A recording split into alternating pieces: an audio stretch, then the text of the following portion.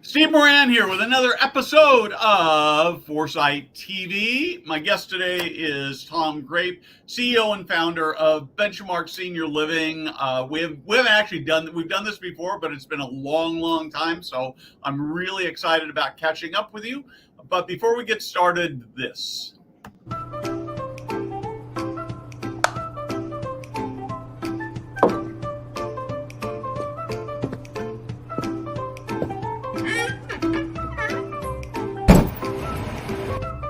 Hey guys, Steve Moran here.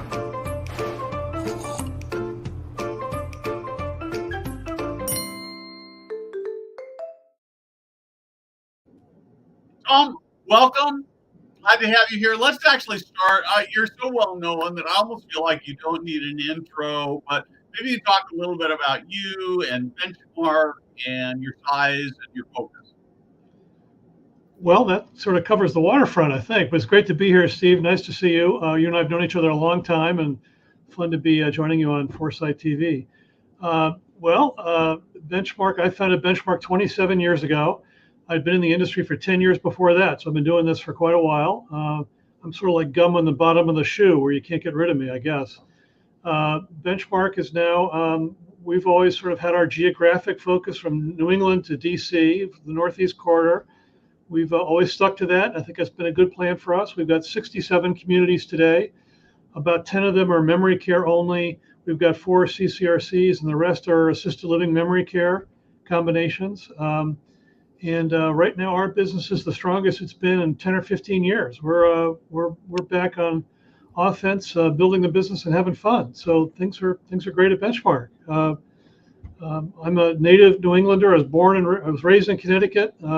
Went to school in upstate New York, spent a few years in Cincinnati and Washington, D.C., and have been in Boston for the entire almost 40 years of my senior living career, which I've totally loved. So it's been a great run. So that's a great synopsis. I want to just sort of add a little personal color here. When I first started out, you were one of the leaders that I met fairly early on, and I actually think I've got a couple of years on you, but I was sort of like this new young kid coming into the industry, and you were very kind to give me some time and some attention. And, I'm very grateful for that because you're part of what's made our success at Foresight. So I do want to add that. So I want to actually dig into this more successful than ever comment that you made, because I think that's probably not typical in the industry. In fact, we continue to see a lot of, I go to a lot of conferences, and there's a lot of happy talk at the conference, but I find that when I start sitting down, I talk to my vendor friends and they're talking to me about challenges with getting paid. And once in a while, when I sit down with operators and it's a quiet room, nobody else is around, and they're talking, and mostly people are really struggling. So what are you doing differently? Well, I guess a couple of things. One is I think we had a strong platform to begin with pre-COVID. So our geographic focus, we're in a strong part of the country. We had our regional concentration has been, I think, a strength of ours. We're not spread out all over. We're in a tight geographic area that's a strong economically part of the country. We've got strong capital partners. We've got a great team. So I think we had a strong platform to begin with. We were hit very hard by COVID. COVID varied, of course, in its impact depending on where you were in the country. And two of the biggest states that we're in terms of our community count are Massachusetts and Connecticut.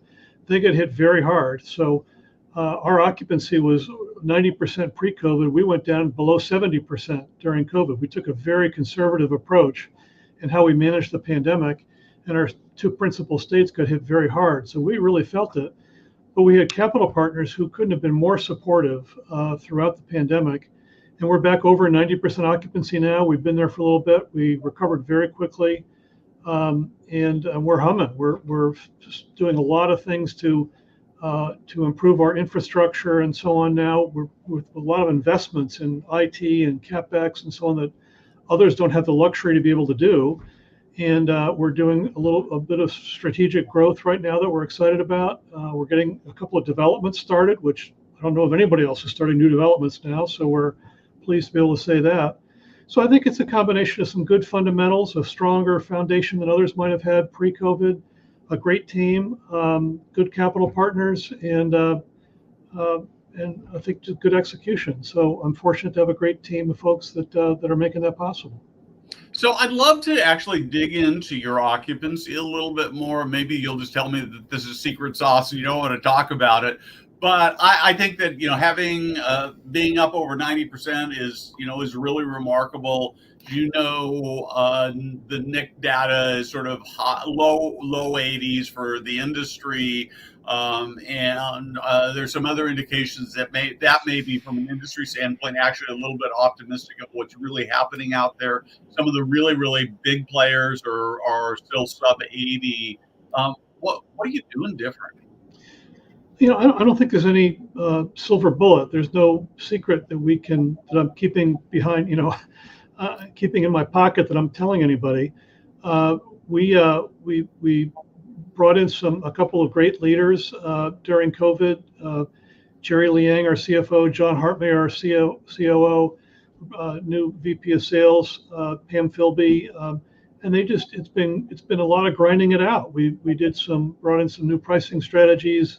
And it's been a day-to-day fighting it out on the front lines of looking at our talent, trying to get the best talent we possibly could, and just grinding it out. We did not do it by buying occupancy or rates. We did not cut rates and discount our way back to 90% occupancy. We did it by being competitive with our rates, but by just good old-fashioned execution. I think we honestly earned some good points with how we managed the pandemic. I think we got a lot of credibility with the way that we did it, but we had a good market position beforehand. So there is no great secret, right? We've got 40 of our 67 communities now that are over 90%. We've got 22 that are over 95%. We're doing it, but there's no big secret. It's just good, solid execution with a great team. So I'm fortunate to have some great folks. Well, I want to actually dig into your operational side of things. I think that when we talk about occupancy, we tend to talk about sales and marketing, which clearly are important and have a big impact. But I think that the other part of it that often doesn't get talked about is creating a program where people actually love living there and they tell their friends. And so, what's it like living in a benchmark community? Well, I talk constantly about two things whenever I go to any of our communities or any company meeting that we have. I talk about our purpose and I talk about our values. Our purpose statement at Benchmark is to transform lives through human connection, and we have three company values. They're called to care, better together, and be the benchmark. I'll give you a quick synopsis of how we got to all those statements. We originally had a purpose statement when we began the company that was wordier and longer, and we had a values statement that was built around the word personal, where each letter in the word personal had a statement to it. So there were 8 different statements, and we knew 8 was too many. Everybody could remember the word personal, but they couldn't remember all 8 statements. Yeah. So I don't know, a number of years ago, I'm a big fan of the business author Jim Collins, and Jim Collins always described that a great organization has a clear purpose that everybody remembers and has values that are short and pithy and that everybody gets, and they do a few things. They tell people what to do when they show up to work each day. They're memorable and they're short and pithy. So the purpose statement that we have that came from my reflecting back on all the letters we'd gotten in the first number of years of Benchmark. And the way I describe this is nobody's ever written me a letter thanking me for how beautiful our buildings are, or the fact that we pay the bills on time, or the fact that the buildings are clean, or that the activities are great, or even the food is great. And by the way, our chefs win most competitions they enter, or that the care is great, which we're very proud of. Those are all the things that they expect. That's what they pay us for. That's the givens that everybody's looking for. What always set us apart, the delighted customers that we get letters from, was 99% of the time was commenting on how phenomenal the staff was. Where do we get these people? The relationships they form with the staff. It was about the human connections that folks developed during their time living in a Benchmark community, both the residents and the families. So the magic, the secret sauce, if you will, is anything we can do to help our staff and our residents and families develop human connections with one another. That's what we're trying to do. We're trying to do everything we can to promote that. On the values side, we took away the word personal. We did it the way we did it, though. A lot of times people will develop a value statement by thinking about what do they aspire to. And I remember reading some books that talked about how the best way to develop your value statement is not about what you aspire to, but it's about who you are already. What is it you're already acting like? So we did a survey among all of our associates. We put up little trees, fake paper trees in each community, and asked each associate to write on the leaves of a tree, if you will, in each community, who they thought Benchmark was already acting like. Who did they think we already were? And then we collected all these thousands of leaves from the trees and did a word diagram, which we looked at which words showed up more often. And the three phrases that emerged were the ones that I mentioned: called to care, which means we're not looking for people for whom this is a job. We're looking for people for whom this is a calling. The second one is better together. We're not looking for people who are solo players. We're looking for people who are team players, people who will pitch in when needed and step in for somebody else, even if it's not their department, and so on. And the third one is be the benchmark. We're looking for people who are looking to always improve, who are looking for a place that strives to be the best. If you want to go to a place that never changes, go work for the government. That's not who we are. Right. And those are actually all very consistent with the 8 phrases that came from personal. It just boiled it down into 3 phrases that everybody can remember, and that also met the test of being short and pithy, talked about what people can do when they show up to work, and sort of captured something that was aspirational. So we think our purpose and our values really sort of summarize who we are and what we want our resident experience to be, what we want our associate experience to be, what we want our culture to also be about human connection. So to me, it was sort of a great summation of what we want our culture to be and our resident experience to be. And we work really, really hard to bring those to life. Of course, it's not always perfect. We have some places that do it better than others, but I don't go any place where I don't talk about those things and beat that drum regularly. So that's a long answer to your question. I apologize for being go on too long about it, but to me, that's what it's all about.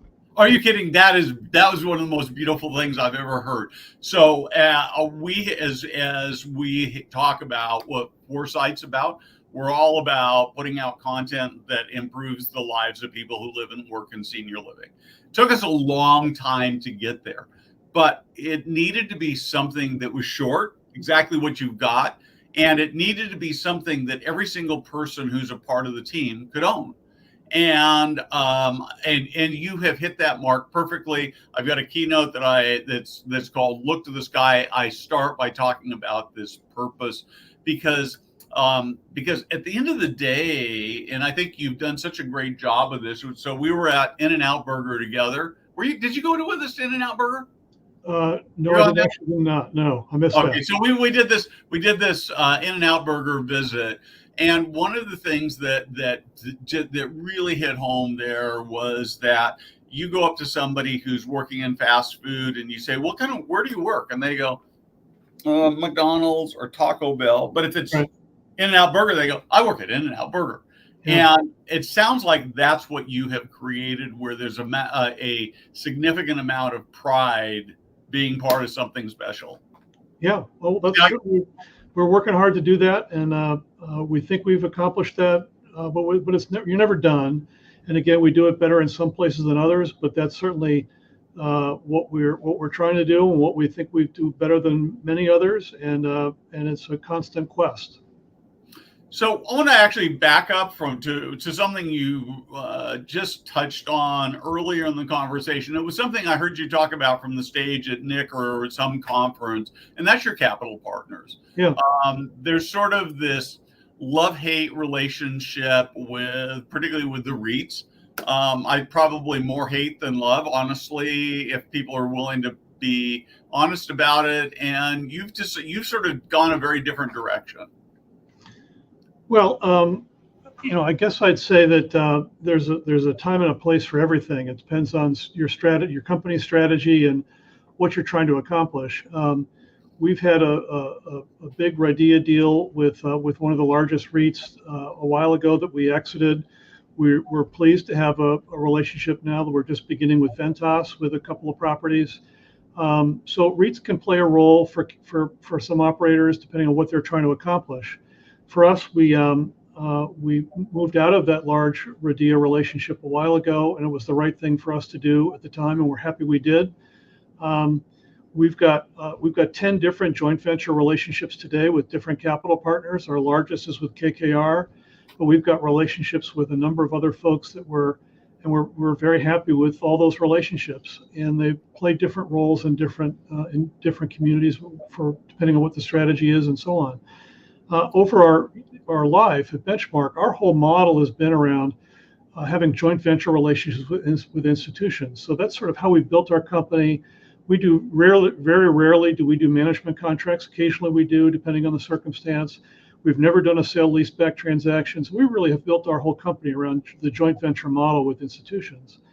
And we actually, ironically, we wanted to do joint ventures with a large deal before the U.S. REITs were able to do the RIDEA deals.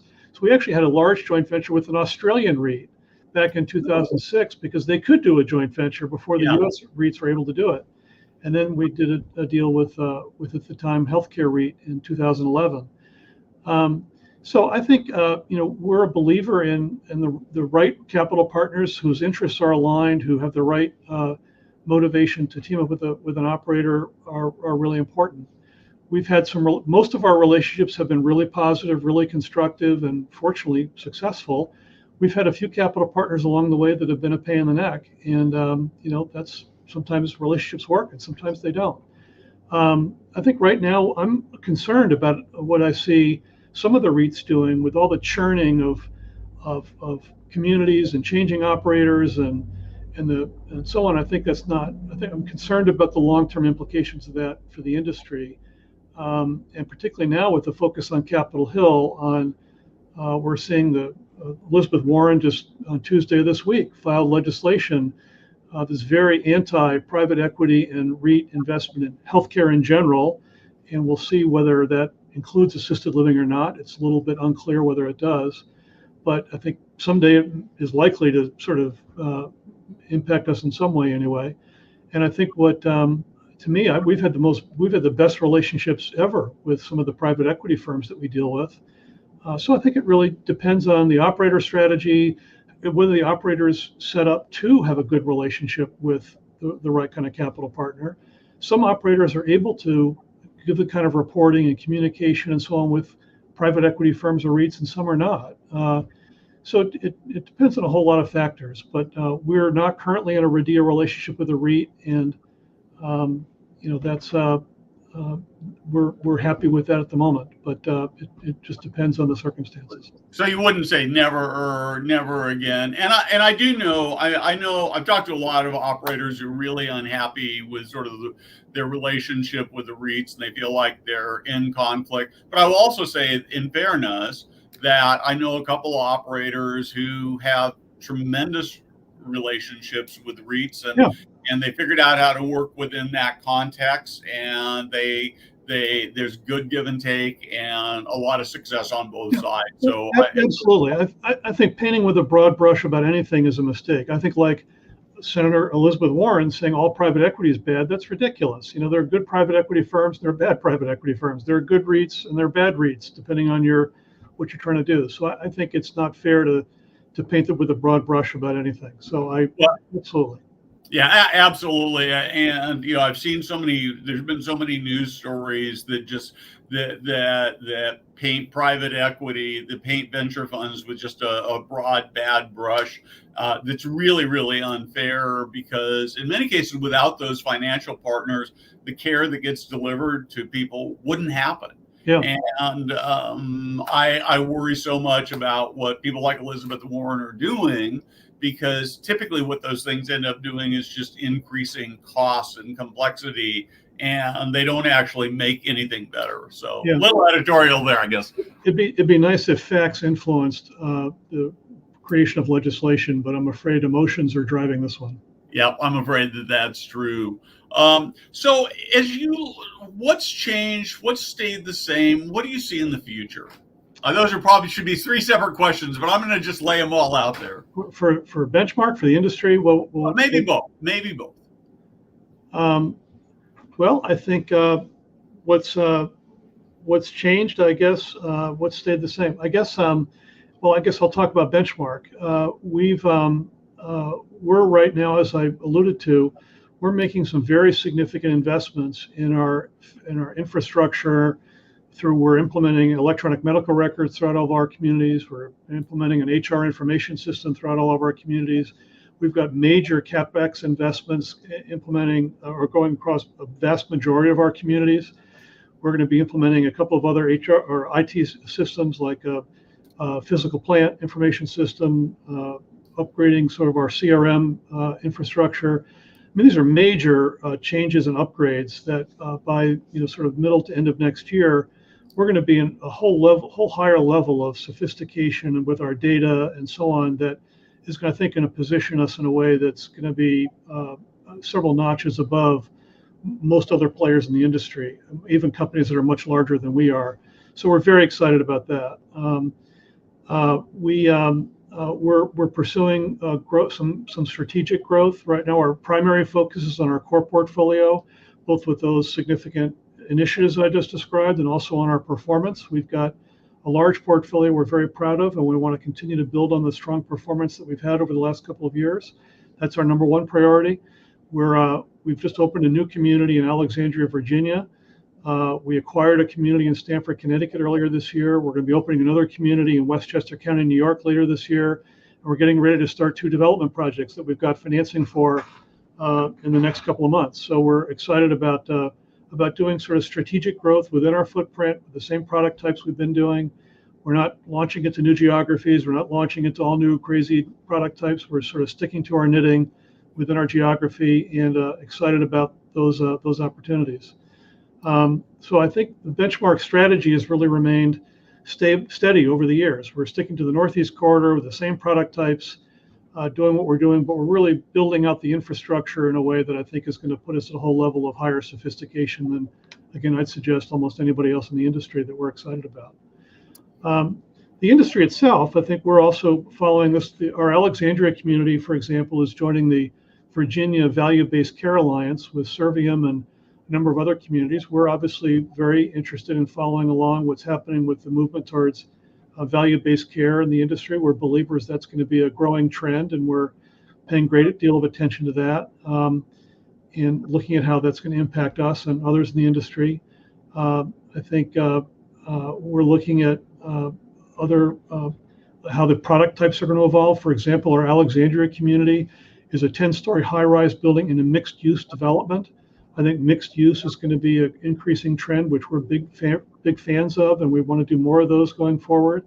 And a 10-story high-rise in sort of a semi-urban location, I think, is going to be something we're going to see more of. We're going to see more diversification of the real estate and a greater variety of services being offered. I think those are a couple of trends we're going to see more of. So we're excited about some people are threatened by, or at least unsure of, the changing baby boomer requirements.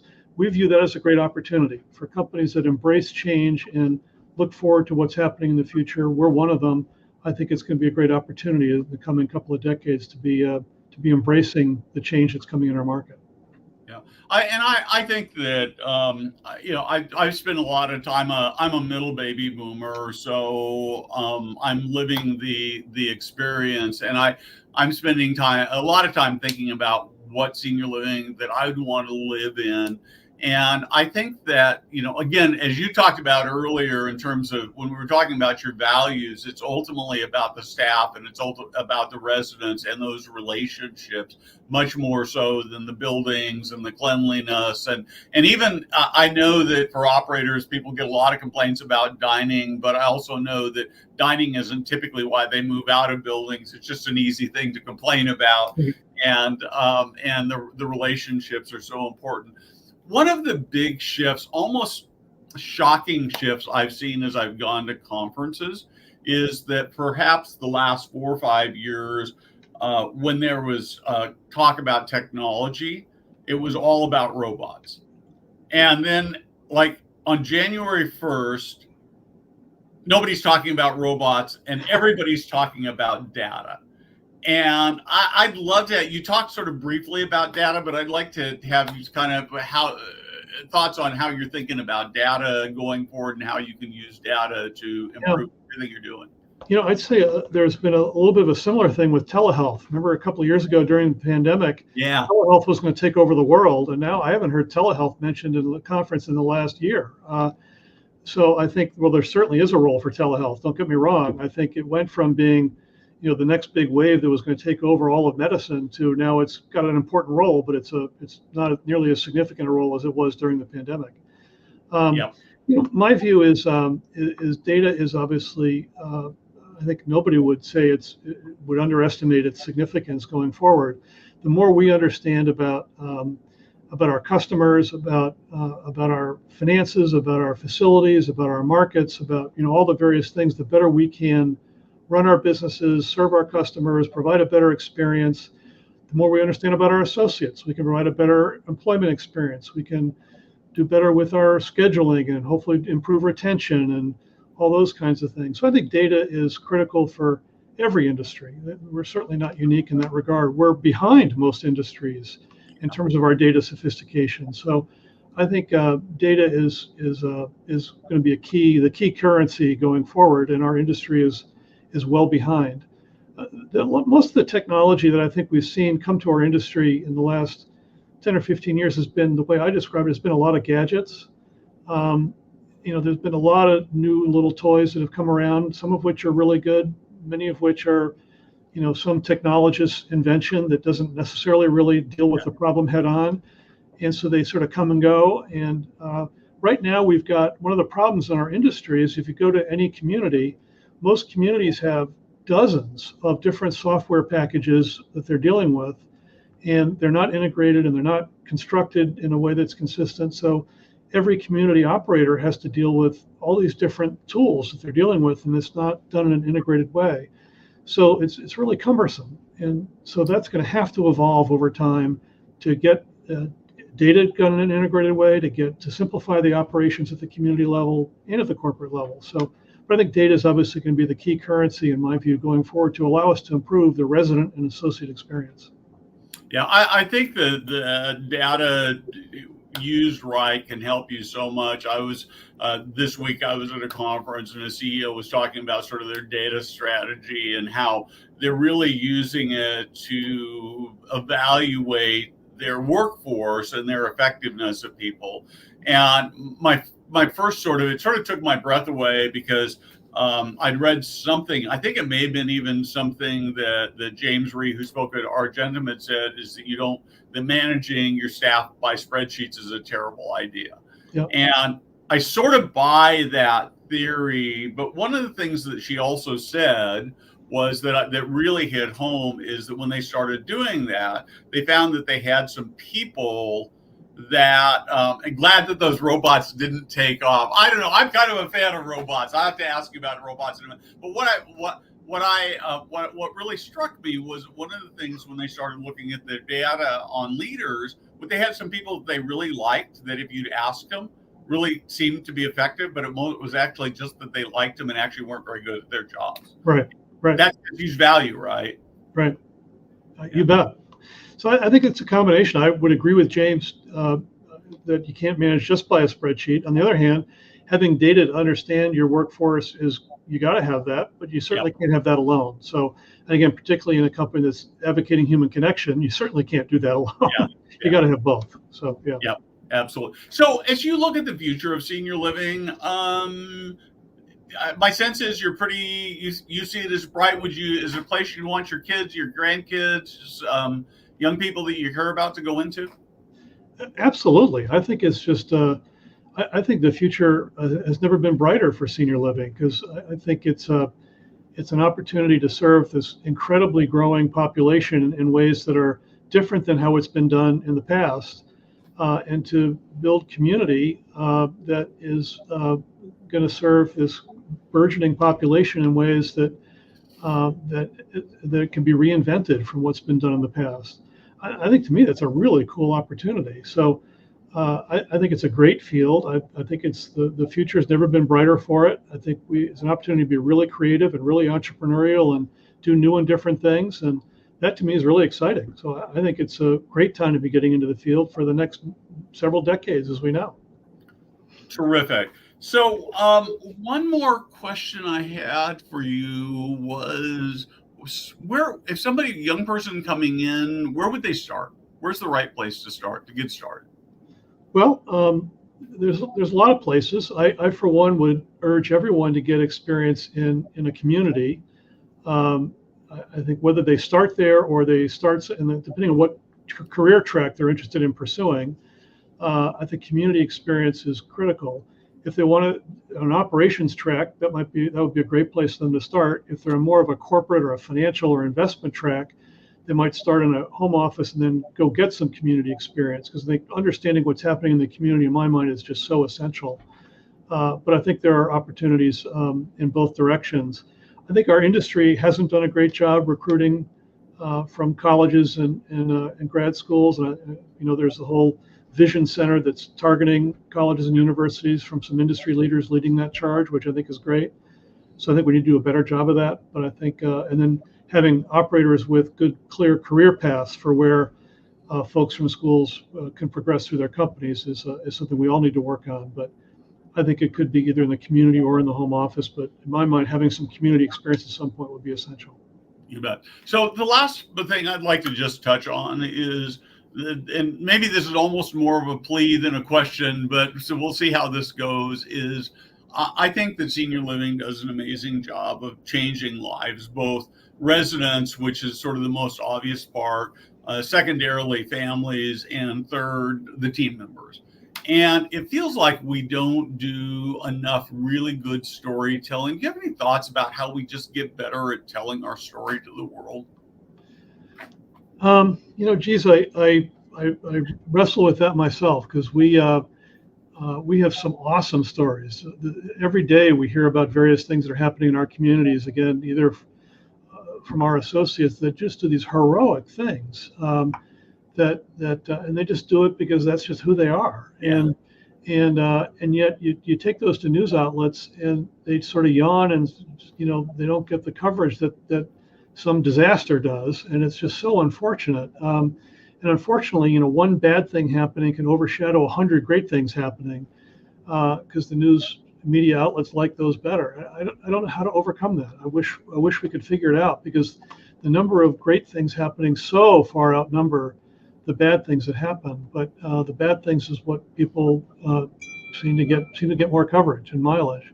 I don't have a great answer to it, but the truth is, the great things are far more numerous than the bad things in our industry. They are, and I so often hear these wonderful stories about changed lives, and every time I hear them, it's so hard to actually get those stories out. But I would encourage videos on people's websites. Yeah, you bet. Tom, thank you so much. Thank you for your support of Foresight. Thank you for your passion for the industry, being willing to share some time with us today. Pleasure being with you, Steve. Great. Thank you. Take care very much. And with that, we are out of here for today. Next week, we've got Mark Parkinson on. So have a great weekend.